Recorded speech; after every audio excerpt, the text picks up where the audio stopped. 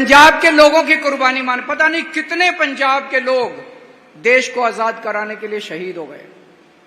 आज हमारे देश की आजादी खतरे में है, हमारे देश का संविधान खतरे में है, हमारे देश की जनतंत्र खतरे के अंदर है।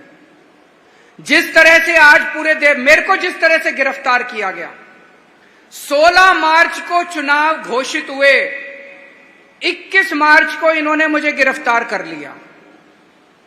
मेरी पार्टी के मैं गिरफ्तार हूं, संजय सिंह को गिरफ्तार कर लिया, मनीष सिसोदिया को गिरफ्तार कर लिया, सतिंदर जैन को गिरफ्तार कर लिया, और फिर दिल्ली में आके मोदी जी कहते हैं आओ चुनाव लड़ते हैं। अरे हमारे 4 सबसे बड़े नेताओं को गिरफ्तार कर लिया और कहते हो आओ चुनाव लड़ते हैं, तो चुनाव क्या लड़ोगे फिर? उधर महाराष्ट्र के अंदर मोदी जी ने एनसीपी की पार्टी के 2 टुकड़े कर दिए, उनकी पार्टी छीन ली, उनका सिंबल छीन लिया। शिवसेना के 2 टुकड़े कर दिए, उनकी पार्टी छीन ली, उनका सिंबल छीन लिया। हेमंत सोरेन को गिरफ्तार कर लिया चुनाव के पहले और कहते हैं आओ चुनाव लड़ते हैं। तो सबको पता है चुनाव लड़ने, ये तो बकवास है। जैसे पाकिस्तान में हुआ, पाकिस्तान के अंदर उन्होंने इमरान खान को गिरफ्तार कर लिया, उनकी पार्टी छीन ली, उनका सिंबल छीन लिया और उसके बाद चुनाव कराया, जीत गए वो लोग। जबकि इमरान खान अगर बाहर होता तो इमरान खान की पार्टी जीतती, सब लोग जानते हैं। बांग्लादेश के अंदर शेख हसीना ने सारे विपक्षी नेताओं को जेल में डाल दिया और उसके बाद चुनाव कराया, शेख हसीना जीत गई। रशिया के अंदर पुतिन ने सारे विपक्षी नेताओं को या तो जेल में डाल दिया या मरवा दिया, उसके बाद चुनाव कराया, 87% वोट मिल गए पुतिन को। हमारे देश के अंदर भी अब तानाशाही हो रही है। इसी चुनाव के अंदर इतनी पार्टियां तोड़ दी, इतने नेताओं को जेल में डाल दिया। अगर इस वक्त हम लोगों ने मोदी को नहीं हराया, जनतंत्र नहीं बचेगा, संविधान नहीं बचेगा, ये देश नहीं बचेगा दोस्तों।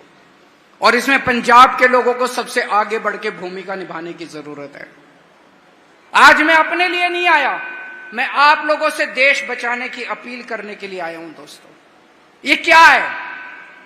गवर्नर अगर इतने भारी बहुमत से जीती हुई सरकार, 117 में से 92 सीट आपने दी, इतने भारी बहुमत से जीती हुई सरकार के अगर बिल रोक ले तो ये जनतंत्र के ऊपर प्रहार है। ये जनतंत्र को रोकने की कोशिश कर रहे हैं, जनता को रोकने की कोशिश कर रहे हैं।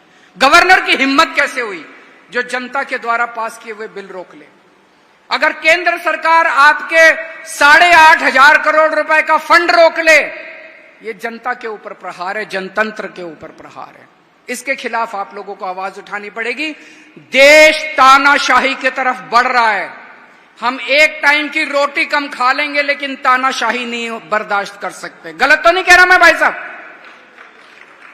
तानाशाही बर्दाश्त नहीं कर सकता देश। हम एक टाइम की रोटी कम खा लेंगे, कुर्बानी देनी पड़ेगी हम लोगों को, लेकिन तानाशाही बर्दाश्त नहीं कर सकते। और इनके अहंकार का आलम देखिए। अभी थोड़े दिन पहले पुरी के अंदर, आप सब लोग जानते हैं पुरी में सबसे बड़ा मंदिर जगन्नाथ मंदिर है कि नहीं है? भगवान जगन्नाथ